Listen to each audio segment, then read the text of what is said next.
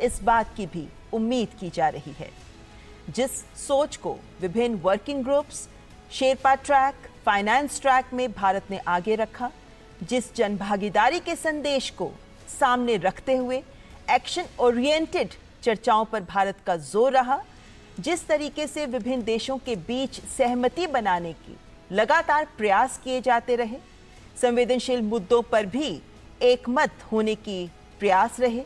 वो ये भी दिखाता है कि दिल्ली घोषणा पत्र में जब वो कल सामने आएगा तो जो महत्वपूर्ण बिंदु रहेंगे वो भारत के उद्घोष को तो सामने रखेंगे ही, लेकिन साथ ही विश्व को भी नया संदेश, नई दिशा दे पाएंगे। क्योंकि ये संदेश जो इस भारत मंडपम से निकलेगा, ये संदेश पूरे विश्व के कल्याण और पूरे विश्व के विकास के संदेश के साथ जुड़ा हुआ होगा। वसुधैव कुटुंबकम,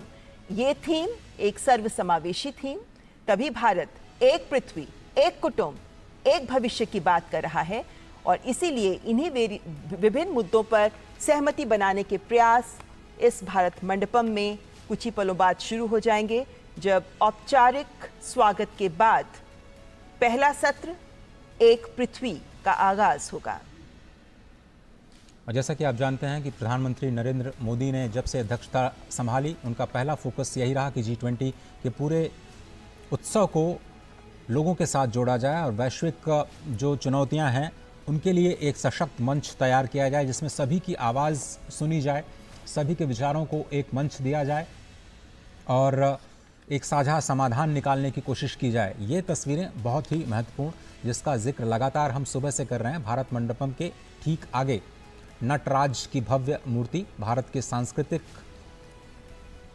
उद्भव और जिसको हम कहते हैं कि सभ्यता और संस्कृति की एक पावन धारा के रूप में जो भारत अपने आप को, भारत जिसका नाम ही है कि जहाँ पर लोग ज्ञान प्राप्त करने में प्रयासरत रहते हैं, और इसीलिए भारत मंडपम इस शब्द को भी बार बार रेखांकित करने का प्रयास किया जा रहा है। ये भव्य और दिव्य तस्वीरें आपको प्रगति मैदान में स्थित नए भारत मंडपम से सीधे हम आपके लिए खास तौर पर लेकर के आए हैं, जहां पर अब से थोड़ी ही देर बाद G20 शिखर सम्मेलन 2023 भारत की अध्यक्षता में शिखर सम्मेलन यानी लीडर्स अब दिल्ली डिक्लेरेशन पर अपनी अंतिम मुहर लगाएंगे। कौन से मुद्दे, कौन सी प्राथमिकताएं जो भारत ने रखी, जिन पर वैश्विक सहमति बनती है, पूरी दुनिया की निगाहें इस वक्त टिकी हुई हैं, क्योंकि प्राथमिकताएं बहुत बड़ी भारत की ओर से। अर्जेंटीना के राष्ट्रपति एल्बर्टो फर्नांडिस 2018 में जब अर्जेंटीना ने G20 की अध्यक्षता की तो उस वक्त फूड सिक्योरिटी को एक मुद्दा बनाया।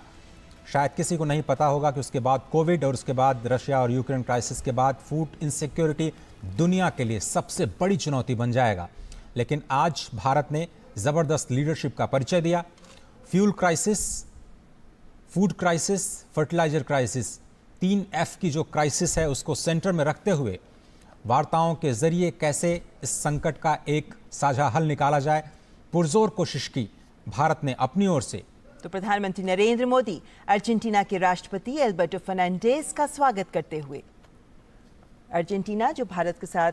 कई विभिन्न समूहों में मंच साझा करता है, और इस वक्त G20 शिखर सम्मेलन में प्रधानमंत्री नरेंद्र मोदी अर्जेंटीना के राष्ट्रपति का स्वागत करते हुए, अर्जेंटीना जिसके साथ हमारा व्यापार कई उत्पाद के तहत आगे बढ़ता है, और इस वक्त ऑस्ट्रेलिया के प्रधानमंत्री Anthony Norman Albanese sustainable, balanced and inclusive global economic growth के लिए ऑस्ट्रेलिया की आवाज़ बहुत ही महत्वपूर्ण। ऑस्ट्रेलिया ने एक ओपन ग्लोबल इकोनॉमी और rule based multilateral trading system का समर्थन किया है, जिस पर भारत के प्रेसिडेंसी का सबसे बड़ा फोकस रहा है कि जो 20वीं सदी के संस्थान हैं उनको 21वीं सदी के लिए कैसे तैयार किया जाए। खुले तौर पर ऑस्ट्रेलिया ने समर्थन किया है कि जो रिफॉर्म्स हैं मल्टीलेटरल इंस्टीट्यूशंस का होना चाहिए, उस पर कई सारे पेपर्स आ चुके हैं। भारत की ओर से इंडिपेंडेंट एक्सपर्ट ग्रुप ने अपनी पहली रिपोर्ट भी सौंप दी है। दूसरी रिपोर्ट शायद अक्टूबर में आएगी, जिसका असर आने वाले दिनों में आपको प्रेसिडेंसी के दौरान दिखाई दे सकता है। एक बड़ी पहल ऑस्ट्रेलिया ने जिसका भरपूर समर्थन किया। प्रधानमंत्री नरेंद्र मोदी ऑस्ट्रेलिया के प्रधानमंत्री एंथनी नॉर्बन एल्बनीजी का स्वागत करते हुए।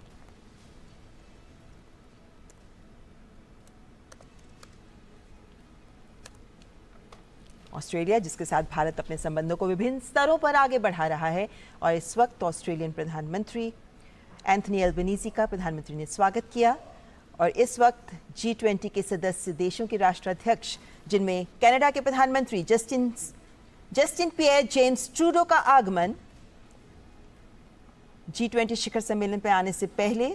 जस्टिन ट्रूडो ने कई महत्वपूर्ण बयान दिए हैं, लेकिन देखना होगा कि G20 शिखर सम्मेलन में जो चर्चाएं आगे बढ़ेंगे उनमें कनाडा के प्रधानमंत्री क्या पक्ष लेते हैं। तो कनाडा के प्रधानमंत्री जस्टिन पियर जेम्स ट्रूडो का स्वागत करते हुए प्रधानमंत्री नरेंद्र मोदी। और भारत ने स्पष्ट तौर पर कहा है कि जो राजनीतिक या भू राजनीतिक परिस्थितियां हैं उनको भारत ने G20 के विकास के मुद्दे पर हावी नहीं होने दिया और यही शायद भारत के G20 प्रेसिडेंसी की सबसे बड़ी सफलता कही जा सकती है, क्योंकि ऐसा लग रहा था बहुत सारे देशों को कि शायद भारत कहीं दबाव में झुक न जाए, लेकिन भारत ने स्पष्ट तौर पर किसी का भी बिना कोई पक्ष लिए निष्पक्ष तौर पर इस अध्यक्षता को स्पष्ट तौर पर एक लीडरशिप के तौर पर संभाला और भारत ने अपनी ओर से बिल्कुल साफ कर दिया कि वो किसी भी तरह के जो भू राजनीतिक परिस्थितियां हैं उनको इस वार्ता पर हावी नहीं होने देगा, क्योंकि ये एक मंच है वैश्विक विकास के मुद्दों को समाधान देने का, एक साझा हल ढूंढने का। और इस वक्त यूरोपियन यूनियन कमीशन की president Ursula von der Leyen. जैसा कि आपको पता है कि 19 देशों के साथ यूरोपियन यूनियन कमीशन बहुत ही इंपॉर्टेंट और भारत और यूरोपियन यूनियन के बीच इस वक्त हम फ्री ट्रेड एग्रीमेंट की बात कर रहे हैं। सबसे बड़ा ब्लॉक आप देखें, भारत के कारोबारी संबंध लगातार प्रगाढ़ होते रहे हैं। 2018 के बाद देखें तो जो हिस्सेदारी है भारत की European Union as a bloc के साथ वो करीब करीब दोगुनी हो गई है। 8% से बढ़कर के 18% की हिस्सेदारी कारोबार में स्पष्ट तौर पर नजर आई है और यूरोपियन यूनियन के साथ कारोबारी संबंधों को और ज़्यादा मजबूत बनाना द्विपक्षीय तौर पर ये भारत की प्राथमिकता। फ्री ट्रेड एग्रीमेंट पर हम बात कर रहे हैं, बायलैटरल एंगेजमेंट्स भी होने हैं प्रधानमंत्री नरेंद्र मोदी के साथ, लेकिन G20 में यूरोपियन यूनियन की महत्वपूर्ण भूमिका। पूरे यूरोप की तरफ से एक मात्र सदस्य जो पूरे यूरोप का प्रतिनिधित्व करता है G20 के इस बहुत ही खास मंच का। तो यूरोपियन यूनियन की कमीशन की president Ursula von der Leyen, जिनका प्रधानमंत्री नरेंद्र मोदी के द्वारा स्वागत किया जा रहा है। यूरोपियन यूनियन काउंसिल की तरफ से उर्सुला वॉन डेर लायन और यूरोपियन यूनियन कमीशन की तरफ से यूरोपियन यूनियन काउंसिल के प्रेसिडेंट शार्ल मिशेल, जो कि यूरोपियन यूनियन कमीशन के प्रेसिडेंट हैं और इस वक्त आपकी स्क्रीन पर नजर आ रहे थे। यूरोपियन यूनियन काउंसिल के प्रेसिडेंट शार्ल्स मिशेल, जिनका स्वागत प्रधानमंत्री नरेंद्र मोदी के द्वारा। यूरोपियन यूनियन G20 में फिलहाल इकलौता संघ, जिसके बाद अफ्रीकी संघ के शामिल होने के बाद कह सकते हैं कि G20 में 2 संघ हो जाएंगे, 19 देश और 2 संघ, लेकिन फिलहाल 19 देशों के साथ G20 में यूरोपियन यूनियन एक संघ के तौर पर शामिल है।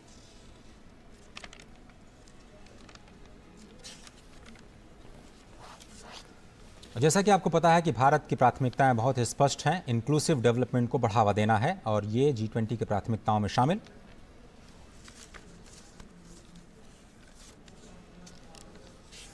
जर्मनी के चांसलर ओलाफ शॉल्स का आगमन।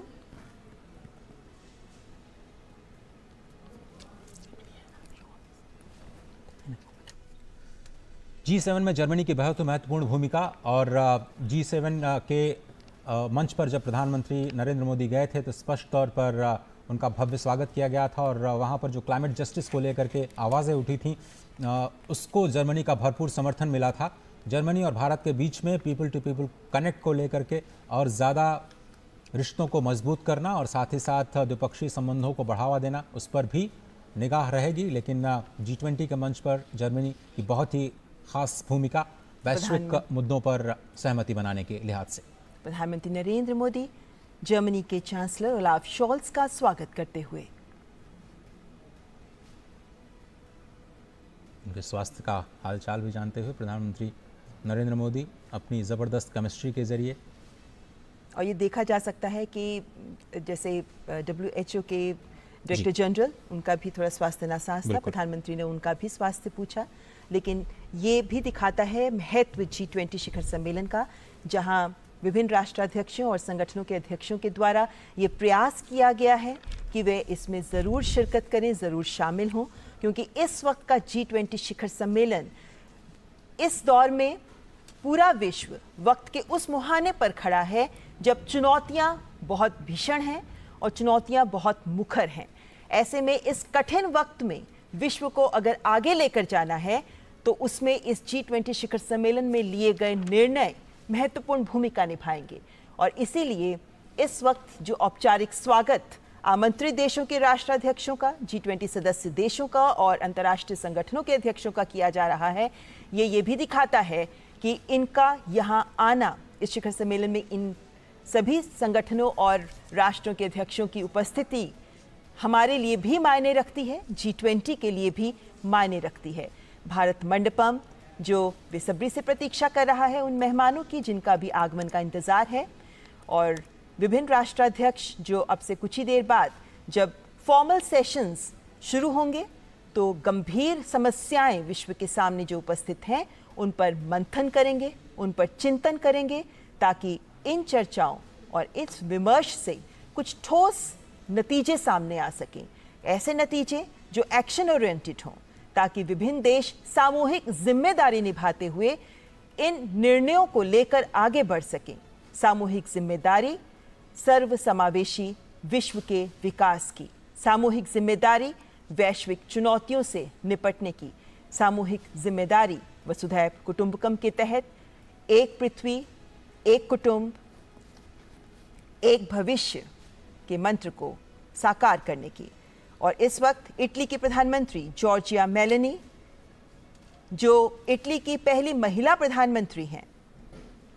मात्र 15 वर्ष की आयु में वे इटालियन सोशल मूवमेंट से जुड़ गई थी। 21 वर्ष की आयु में ही वे रोम की काउंसलर चयनित हो गई थी।